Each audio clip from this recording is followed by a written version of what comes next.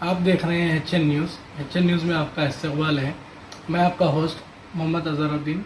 आइए देखते हैं आगे की तफसीलात वीडियो में। HN न्यूज़ में आप सबका इस्तकबाल है। आइए नज़र डालते हैं आज के खबरनामे पर। हिंदुस्तान में कोविड-19 वबाई बीमारी की चौथी लहर 22 जून के आसपास शुरू हो सकती है और अगस्त के आखिर तक उरूज पर हो सकती है। Indian institute of technology Kanpur के मुहक्कीन के मॉडलिंग स्टडी से पता चलता है। हाल ही में प्री प्रिंट रेपोजिटरी मैट्रिक्स पर शाया होने वाला हम मरतबा जायज़ा लेने वाला मुताला पेशन गोई करने के लिए शुमारियाती मॉडल का इस्तेमाल किया गया, जिससे मालूम हुआ कि मुमकिन नई लहर 4 माह तक जारी रहेगी। कानपुर का शोबा रियाजी और शुमारियाती IIT के सबारा प्रसाद और राजेश भाई सभरा संकरधर और शल्भ की सरबराही में की गई इस तहकीक से पता चलता है कि चौथी लहर की शिद्दत का इन्हिसार पूरे मुल्क में कोरोना वायरस के मुमकिन नए किस्म के उभरने और वैक्सीनेशन की हैसियत पर होगा। मुताल्लिक़ के मुसन्निफ़ीन ने कहा कि एदाद व शुमार से पता चलता है कि हिंदुस्तान में कोविड-19 की चौथी लहर डेटा की दस्तयाबी की इब्तदाई तारीख से 936 दिन बाद आएगी, जो कि 30 जनवरी 2020 है। मुताल्लिक़ के मुसन्निफ़ीन ने कहा, लिहाजा चौथी लहर 22 जून 2022 से शुरू होती है, जो 23 अगस्त 2022 को अपने उरूज पर पहुंचती है और 24 अक्टूबर 2022 को ख़त्म होती है। उन्होंने तहक़ीक़ी मक़ाले में लिखा,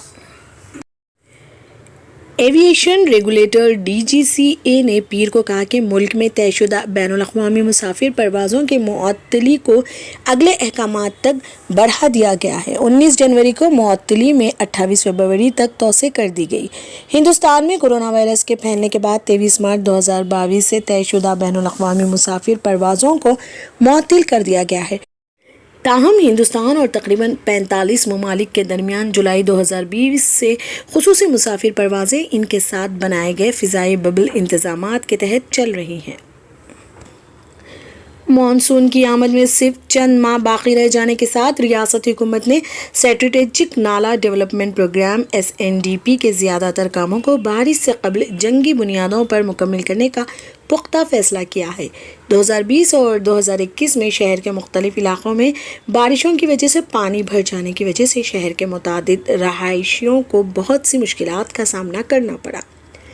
इससे निपटने के लिए greater Hyderabad municipal corporation JHMC ने SNDP के कामों को तकसीम किया है और कामों को 3 चीफ इंजीनियर्स के हवाले किया है।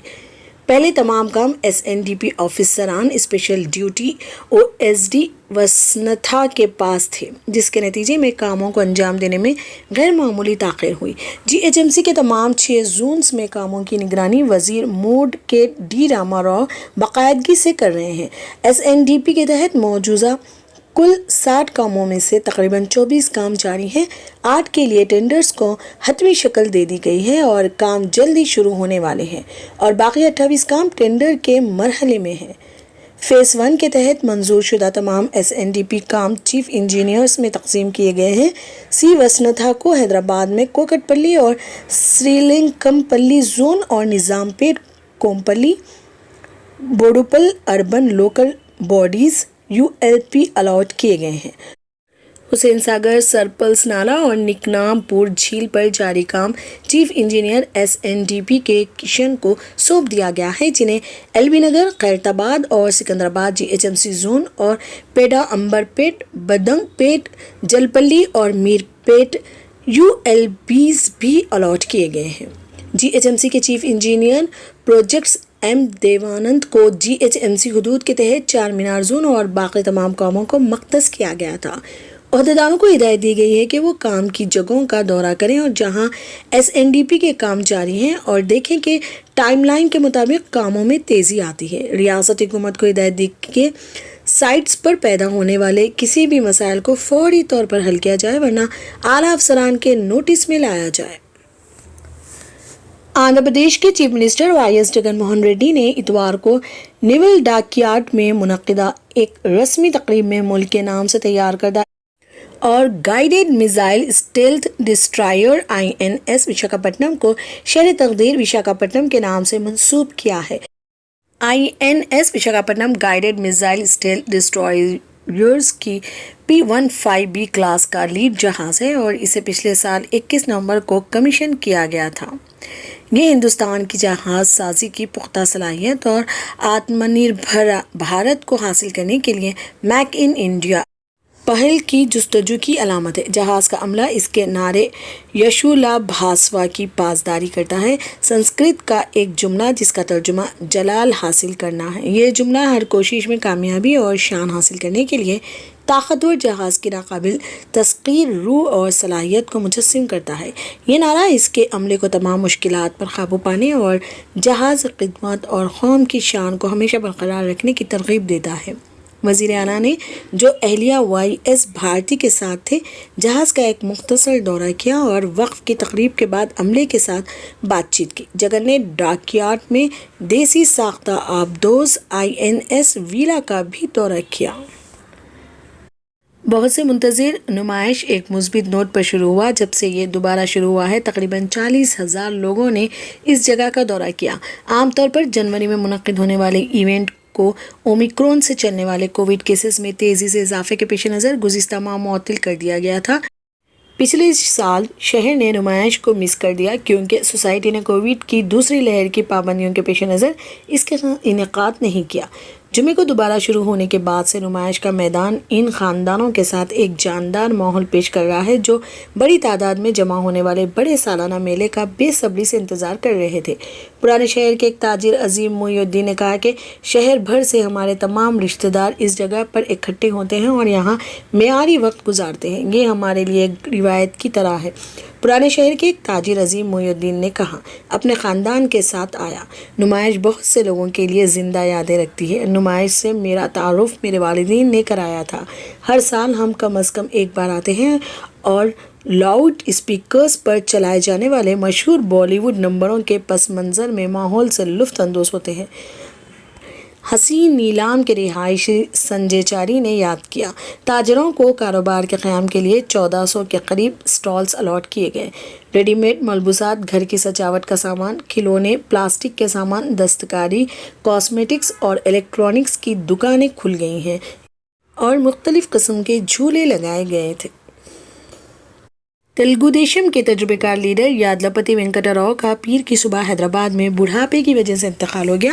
ان کی عمر 102 سال تھی۔ انہوں نے آخری سانس حیدرآباد میں اپنی بیٹی کی رہائش گاہ میں لی جہاں وہ گزشتہ کچھ عرصے سے مقیم تھے۔ وینکٹ راؤ نے 1966 سے سابق متحدہ آندھرا پردیش کے کانگریس ممبر کی حیثیت سے خدمات انجام دے رہے تھے اور 1978 اور 1980 کے درمیان انجہانی چیف منسٹر ماری چنا ریڈی کی کابینہ میں وزیر بھی رہے۔ انہوں نے 1983 میں تلگو دیشم پارٹی میں شمولیت اختیار کی اور کئی سالوں تک اس کے کسان یونٹ کے سربراہ کے طور پر کام کیا۔ 1995 میں وہ گنٹور ضلع پریشد کے چیئرمین بنے اور 1958 میں راجیہ سبھا کے رکن بنے۔